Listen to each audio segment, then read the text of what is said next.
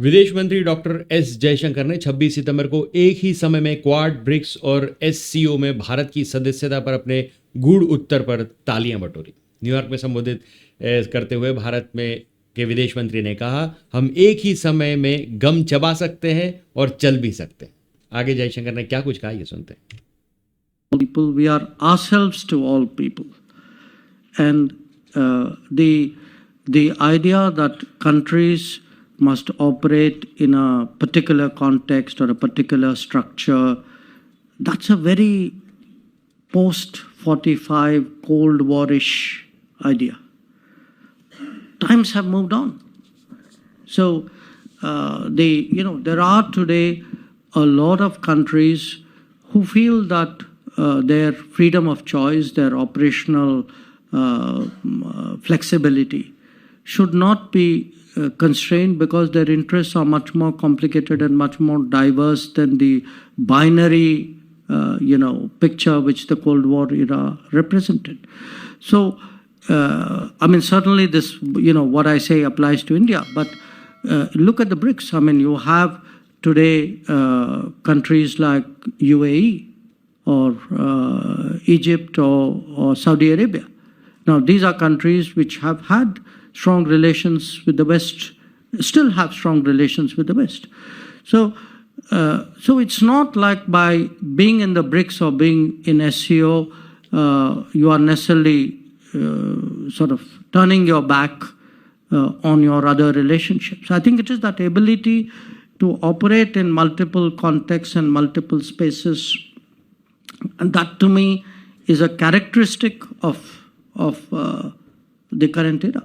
Well, can you help us understand a little bit about what India gets, what benefits accrue to India from participation in the Quad or participation in the BRICS or the SCO? Is it the same? Are these substantially different? And which of these, do some of these represent the future and some of them represent the past? No, look, I think all of them represent the future, partly because I think I'm myself part of the future. So you're kind of growing with that.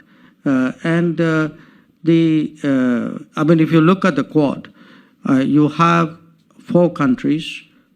They're all market economies. They're all political democracies. They're all pluralistic societies. They also are all maritime powers.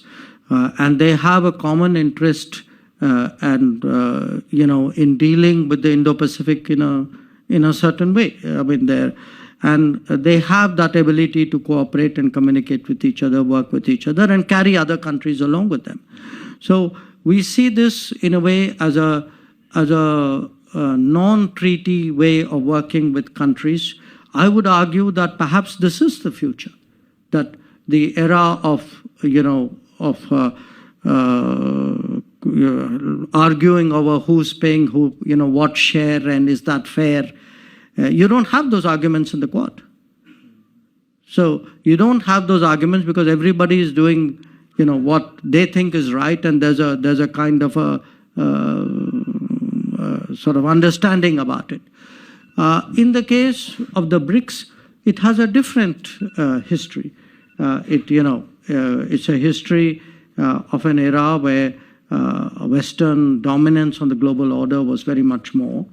And so you had really a collection of non-Western countries who felt they weren't getting a fair hearing in the overall scheme of things, and that by getting together on issues on which their interests overlapped, they would be able to make their voices more strongly felt.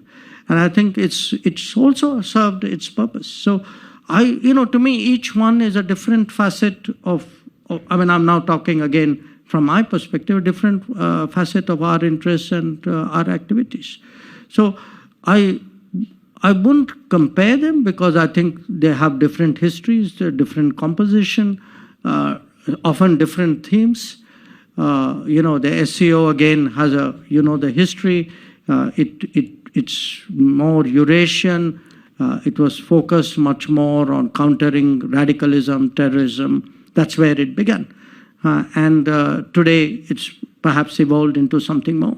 So for us to have this range of options, combination of partners working multiple agendas at the same time, that's how it